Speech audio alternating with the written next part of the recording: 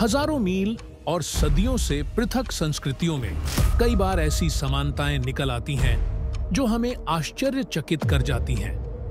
आज हम आपको दो ऐसे अजेय पौराणिक योद्धाओं के बारे में बताने जा रहे हैं जो अलग काल, अलग स्थानों और अलग संस्कृतियों में जन्मे, पर जिनका अंत उन्हें मिले वरदानों के बावजूद उनकी एक छोटी सी कमजोरी से हुआ। शुरुआत करते हैं ग्रीक मिथकों में वर्णित अकीलीज की कहानी से। उसकी मां थेटिस, जो एक समुद्री देवी थीं, को एक चिंतित करने वाली भविष्यवाणी मिली थी। उसके बेटे को या तो एक लंबा साधारण जीवन जीना था या एक महान नायक के रूप में युवावस्था में ही मर जाना था। एक अन्य भविष्यवाणी ने दावा किया था कि उसका बेटा अपने पिता से भी महान होगा। इस बात से चिढ़कर देवताओं के राजा ज्यूस ने थेटिस से दूरी बना ली, जिसके फलस्वरूप उसे एक नश्वर राजा से शादी करने के लिए मजबूर होना पड़ा। थेटिस अपने नवजात शिशु को उसके पूर्व निर्धारित भाग्य से बचाने के लिए और अजेय बनाने के लिए दृढ़ थी। अगली सुबह थेटिस शिशु अकीलीज को उसकी एड़ी से पकड़कर उसे स्टिक्स नदी के अंधेरे पानी में डुबो रही थी। उसका मानना था कि नदी का जल अकीलीज का शरीर वज्र समान बना देगा, लेकिन उसने अपनी अंगुलियों से जहां अकीलीज की एड़ी को पकड़ा था, वो जादुई पानी को छू न सका।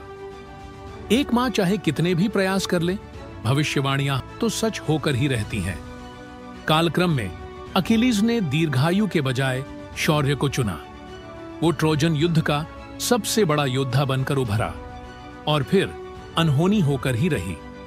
युद्ध के दौरान अपोलो के मार्गदर्शन में पेरिस ने एक तीर चलाया जो तीव्रता के साथ धनुष से छिटका और जा लगा अकीलीज के शरीर के सबसे असुरक्षित स्थान, यानी उसकी एड़ी पर। भविष्यवाणी सच साबित हुई। यश मिला, पर अकीलीज अल्पायु में ही स्वर्ग सिद्धार गया।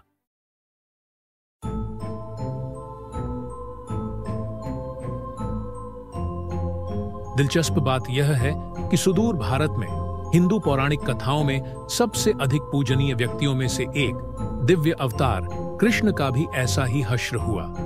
वास्तव में कहानी भगवान राम के रूप में कृष्ण के पिछले जीवन से शुरू होती है।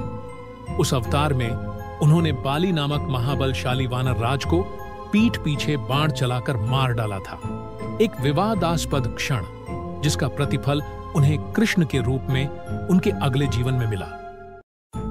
अनेक वर्षों बाद जरा नामक एक शिकारी ने आखेट के दौरान कृष्ण की एड़ी को गलती से हिरण समझकर उस पर तीर चला दिया। यह महज संयोग नहीं था। यदुवंशियों के समूल नाश होने का श्राप तो एक समय कुपित ऋषि दुर्वासा ने भी दिया था, और कुरुक्षेत्र में दिवंगत कौरव पुत्रों से शोकग्रस्त गांधारी ने भी। इस पर शिकारी जरा वास्तव में वानर राज्य बाली का पुनर्जन्म था, जो बस एक प्राचीन कर्ज का भुगतान कर रहा था।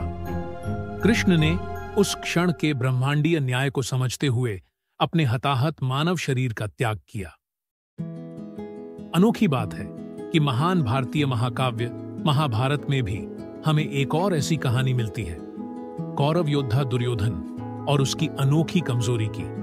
दुर्योधन की माता गांधारी को एक वरदान मिला था, जिसके द्वारा वे चाहें तो उनके बेटे का शरीर हीरे की तरह कठोर हो जाएगा। लेकिन इसमें एक पेंच था। दुर्योधन को उनके सामने नग्न अवस्था में उपस्थित होना था। कृष्ण भविष्य के निहितार्थों को जानते हुए दुर्योधन को उत्तेजित करते हैं और कहते हैं कि माता के सामने कम से कम लंगोट पहनकर तो जाओ।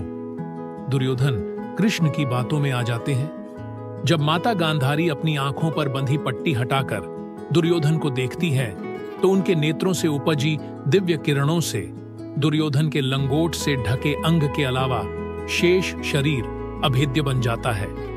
अकीलीज की एड़ी और कृष्ण के पैर की तरह दुर्योधन की जांघें कमजोर रहीं, एक ऐसा स्थान जिसे मां का आशीर्वाद छू नहीं पाया। बाद में महाकाव्य में वर्णित भीषण युद्ध में उनके प्रतिद्वंद्वी पांडव भीम ने इसी कमजोरी का फायदा उठाया और युद्ध में एक प्राचीन भविष्यवाणी को पूरा किया। ये समानांतर मिथक हमें मानव स्वभाव के बारे में कुछ गहरा बताते हैं। हर ताकत एक कमजोरी के साथ आती है, लेकिन इससे भी महत्वपूर्ण बात यह है कि वे न्याय और कर्म की चक्रीय प्रकृति के बारे में बताते हैं। आज हम अकीलीज हील वाक्यांश का उपयोग किसी वस्तु या व्यक्ति का कमजोर पक्ष बताने के लिए करते हैं। इसके माध्यम से हम एक प्राचीन ज्ञान का उपयोग कर रहे हैं जो संस्कृतियों और सदियों तक फैला हुआ है, जो हमें भाग्य, कर्म और शक्ति और भेद्यता के बीच नाजुक संतुलन के बारे में सिखाता है। आप इन समानांतर मिथकों के बारे में क्या सोचते हैं? ऐसी अन्य आकर्षक कहानियों के लिए लाइक और सब्सक्राइब करना न भूलें।